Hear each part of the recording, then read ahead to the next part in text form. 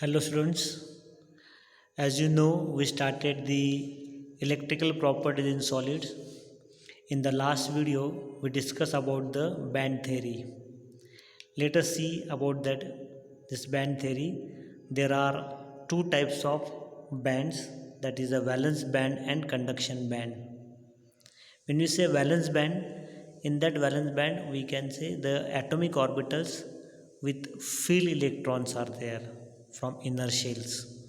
So there are no free electrons, then they are already, we can say these electrons are involved in bonding. So in valence band we can say that the electrons are already used for the bonding, so no free electrons are present. The second band is there, that is the conduction band, where the atomic orbitals which are partially filled or empty, or we can say that they are the outermost orbit electrons are there which are present, then that are, we can say, used in the conduction band. These electrons are always, we can say, delocalized one. That's why the, we can say, metal shows the conductivity, heat, and we can say they are good conductors of heat and electricity. So let us see how this, we can say that this band theory is applicable to the conductors, insulators, and semiconductors. This video will explain about the conductors and insulators, and in the next video we will discuss about the semiconductors. As you know, the metals are good conductors of heat and electricity. The outermost electrons of all the metals in metallic crystals occupy conduction band. As in conduction band, the outermost, we can say that the electrons are present. The number of electrons in conduction band of metal is large. That's why metals are good conductors of heat and electricity. The conduction band in metals can go further, can be further labeled as S band. You can see in the figure there is a conduction band filled with the, we can say, electrons, outermost electron, that we call it as a S band. This S band can overlap with the, we can say, P band. So that time we can say electrons can be transferred from S band to the, we can say, P band. So band formation in metallic conductors, thus we can say that the metal results in the delocalization of the outermost electrons, and then they form the, we can say, the metal cations. So we can say that there is a sea of electrons and the metal cations are placed in that. As these metal cations are there, they are, we can say, they occupy the this um, lattice sites in the crystals. So they vibrate about their mean position.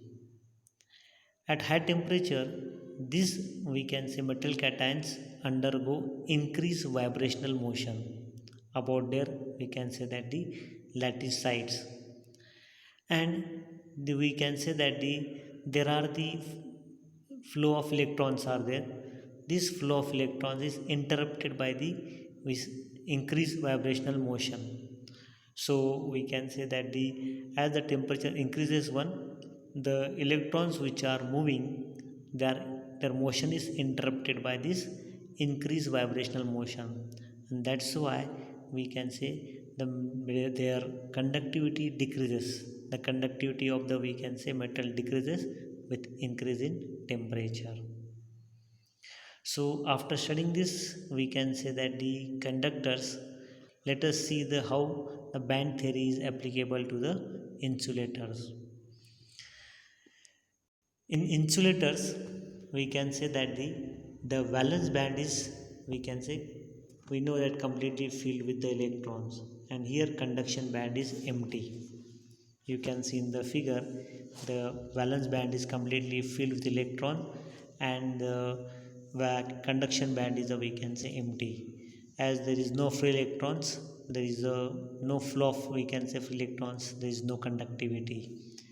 So here in the insulators one, The valence band and conduction band in insulators are separated by large energy gap. That gap is there, it is called forbidden zone. You can see in the figure the both valence band and conduction band are separated by the large gap, one large energy gap, that we called it as a forbidden zone. Here we can say that the thermal energy is insufficient to promote electrons from valence band to conduction band.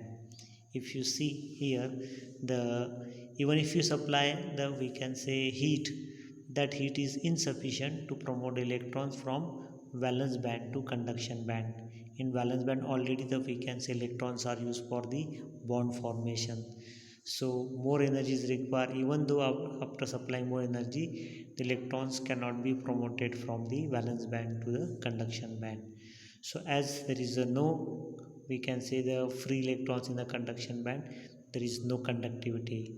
That's why those substances are act as a insulators. So students, go through this video again and write the answers of the questions given in the homework. Okay, thank you.